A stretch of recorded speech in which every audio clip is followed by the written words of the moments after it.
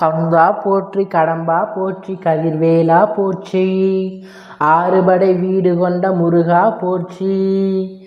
என் பிள்ளையே, இன்று உன் மீது கடுமையான கோபத்தில் இருக்கிறேன். காரணம் என்னவென்றால், இந்த பதிவினை நீ முழுமையாக கேட்டு தெரிந்து கொண்டு நான் சொல்லக்கூடிய விஷயத்தை நீ செய்தாக வேண்டும். அப்போதுதான் என் கோபமானது தணியும். உன் இல்லத்தை தேடி நான் வருவேன்.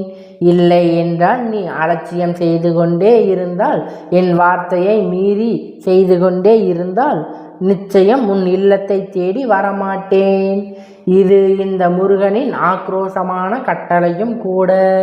அதனால் என் தங்க பிள்ளையே, என்னை குளிர்விக்க வேண்டும். உன் உள்ளம் தேடி நான் வர வேண்டும் என்றால் இந்த பதிவினை கேட்டு நான் சொல்லும்படி நீ நடந்து கொள்ள வேண்டும். அப்படி நடந்து கொண்டால் மட்டுமே இந்த முக்கியமானது உன் வாழ்க்கையில் நினைத்தபடி நினைத்தது நடக்கும். உன் இல்லம் தேடி நான் வருவேன். இது இந்த அப்பனின் சத்திய வாக்கு. அதனால் என் தங்க பிள்ளையே, பலமுறை சொல்லியும் கூட விஷயங்களை நீ தவற விட்டு விட்டாய்.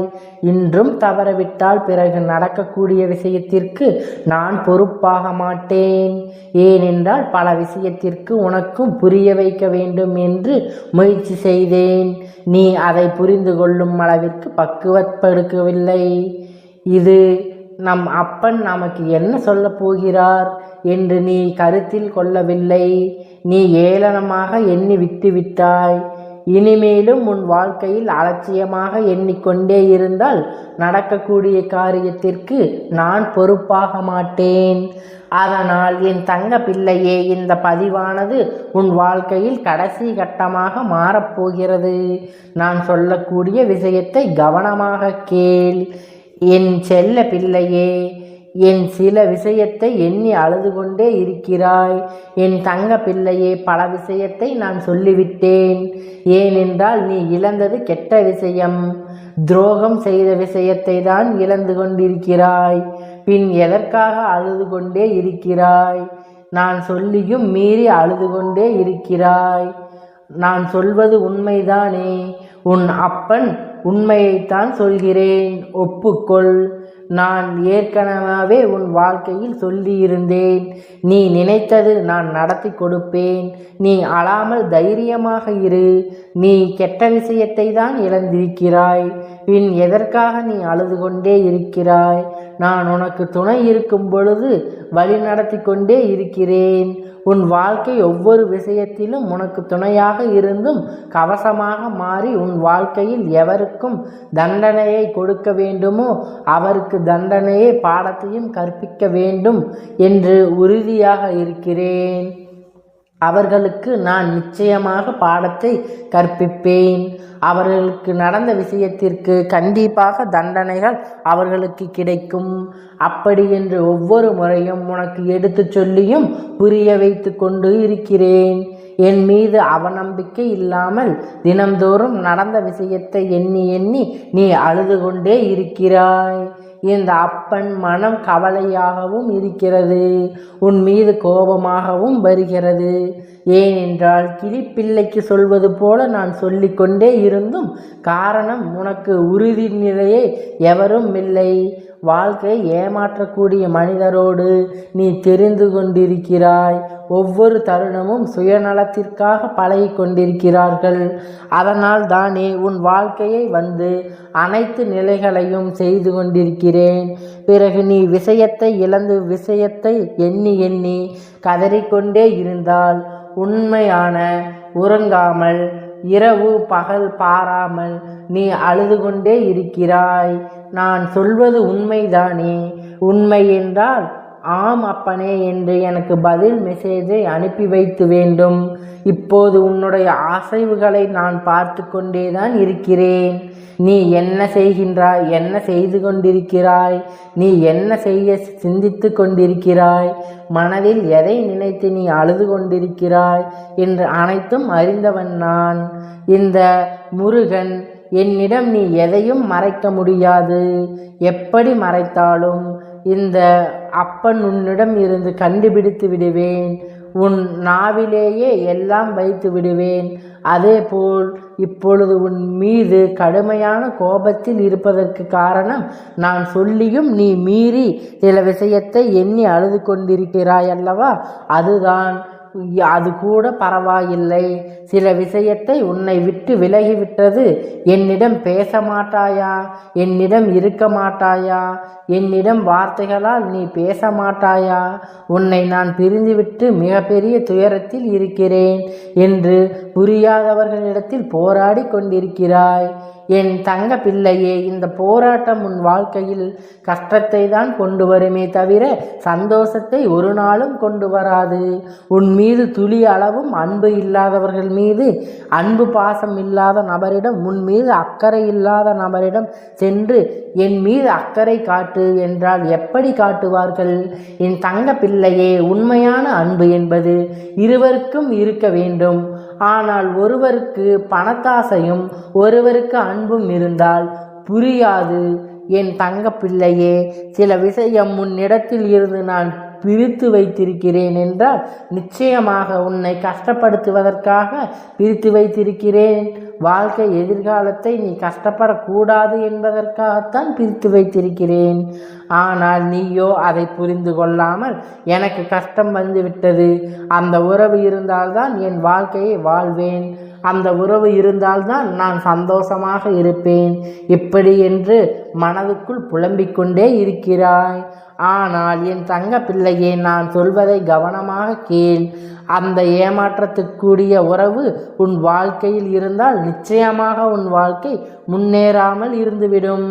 அந்த பொய் சொல்லக்கூடிய உறவு உன் வாழ்க்கையில் இருந்தால் பொறாமை பிடித்து உன் வாழ்க்கையில் வரக்கூடிய செல்வங்களையும் சொத்துக்களையும் அதற்கேதான் சமர்ப்பணமாகுமே தவிர நீ அதை அனுபவிக்கவே முடியாது.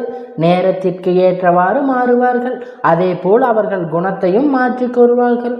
பணம் இருந்தால் ஒரு பேச்சு, பணம் இல்லாவிட்டால் ஒரு நாடகம் என உன்னை பகடக்காயாக மாற்றி உன் வாழ்க்கையை சீரழித்து விடுவார்கள். அதனால் தான் என் தங்க பிள்ளையே, போதும் போதும் என்ற அளவிற்கு நீ கஷ்டத்தையும் துன்பத்தையும் அந்த நபரால் அனுபவித்து விட்டாய். இனிமேலும் அனுபவிக்க வேண்டும் என்று அவர்கள்தான் வேண்டும் என்று அடம்பிடித்து அழுகின்றாய், அழுது கொண்டே இருக்கிறாய். ஆனால் என் தங்க பிள்ளையே, ஒரு தந்தையாக இருந்து என்னுடைய விஷயத்தை கொஞ்சம் சிந்தித்து பார். என்ன தெரியுமா, உன் எதிர்காலத்தை அவர்களால் ஆபத்து வரப்போகிறது, அவர்களால் உன் வாழ்க்கை கெடப்போகிறது என்று உனக்கு தெரிந்தால் ஒரு தாயாக இருந்தும் தந்தையாக இருந்தும் தன்னுடைய பிள்ளை எப்படி காப்பாற்ற வேண்டும் என்றுதானே ஒரு தாயும் தந்தையும் உள்ளம் துடிக்கும். அதே போல்தான் என்னுடைய உள்ளமும் உன் எதிர்காலத்தை பற்றி அந்த நம்பர் சீரழிந்து விடக்கூடாது என்பதாகத்தான் துடித்து கொண்டே இருக்கிறது. உன்னை காப்பாற்றி வைத்திருக்கிறேன். இந்த சிறு கஷ்டத்தை தாங்கிக் கொள். மிகப்பெரிய அளவிற்கு உனக்கு உண்டாக செல்வமும் மகிழ்ச்சியும் சந்தோஷமும் வெற்றியும் இந்த முருகப்பெருமான் உன்னை கொண்டு வந்து சேர்ப்பேன். உனக்கு நான் மட்டும் இருக்கிறேன், அதை முழுமையாக நம்பு. ஏமாற்றக்கூடிய உறவுகளை எல்லாம் வாழ்க்கையில் வேண்டாம் என்று அடம்பிடித்து அழுது கொண்டே இருக்காதே. இனிமேல் நான் அழமாட்டேன் என்று இந்த தாய்க்கும் தந்தைக்கும் நீ குறுஞ்செய்தி அனுப்பி வைத்தால் நான் நிச்சயமாக கோபத்தை தனித்து விடுவேன். நான் நிச்சயமாக உன்மீது கோபப்பட மாட்டேன். இது கூட அன்பு என்ற கோபம்தானே தவிர ஆதங்கம் என்ற கோபத்தில் இல்லை என் செல்லமே. இதை நீ புரிந்து கொள்வாய் அல்லவா? மிகப்பெரிய கஷ்டத்தையும் ஏமாற்றத்தையும் துரோகத்தையும் நம்பி அவர்களை கொடுத்து விட்டார்களே, அந்த நயவஞ்சகக்காரர்களை எல்லாம் வாழ்க்கையில் எப்படி நிற்கதியாக நிற்க வைத்து என் பிள்ளையை எப்படி நான் வாழ வைப்பேன் என்று எப்பொழுதும் நான் நினைத்து கொண்டேதான் இருக்கின்றேன். என் தங்க பிள்ளையே, எப்படி நான் வாழ வைப்பேன் என்று உன்னை நான் வாழ வைப்பதில் நீ காணப்போகிறாய். நல்ல உறவுகளை கொடுத்து போகிறேன். சொல்லை பார்த்து ஆசைப்பட்டது கனவாக போய்விடுமே என்று பயந்து கொண்டு அனைத்தையும் என் வார்த்தையை மீறி நம்பு. நீ சந்தோஷமாக இருக்க வேண்டும். அதற்காகவே இன்று இந்த பதிவினை இந்த தாய் தந்தையும் கொண்டு வந்து உன்னிடம் சேர்த்திருக்கிறேன். உன் செவிகளில் எட்டியது என்றால் தந்தை, நீங்கள் கோபப்படாதீர்கள். உங்கள் பேச்சை நான் கேட்பேன். நீங்கள் சொன்ன வார்த்தையை என்றும் நான் மீற மாட்டேன் என்று இந்த தந்தைக்கு சொல்லிவிடு. இந்த தந்தை பாதையில் நான் பயணம் செய்வேன். தைரியமாக இருப்பேன். இந்த தந்தை கூறுவதை இழந்த உறவு கெட்ட உறவு என்று எனக்கு புரிந்துவிட்டது என்று நான் இனிமேல் அழமாட்டேன் என்று இந்த தகப்பனுக்கு என் தங்கப்பிள்ளை ஒவ்வொரு நாளும், ஏனென்றால் இந்த தாய் உள்ளமானது என் தங்க பிள்ளை நல்லது செய்து நல்லது நடக்கும், நல்ல விதமாக பார்த்து கொள்ள வேண்டும். துரோகத்தால் துடிதுடித்து கொண்டிருக்கிற தனிமையில் இதை என்னால் பொறுத்து கொள்ள முடியாமல் என்னுடைய மனமானது அப்படியே எரிந்து கொண்டே இருக்கிறது. அதனால் நெருப்பால் ஆன என் தங்க பிள்ளையே, இனி ஒவ்வொரு தருணமும் இனிமேல் உனக்கு வெற்றியும், ஒவ்வொரு தருணமும் இனிமேல் உனக்கு வெற்றி மகிழ்ச்சியும் தான். இனிமேல் உன் வாழ்க்கை சந்தோஷமாக இருக்க போகிறது. உன் இல்லத்தில் நான் கொண்டு வந்து சேர்ப்பேன்.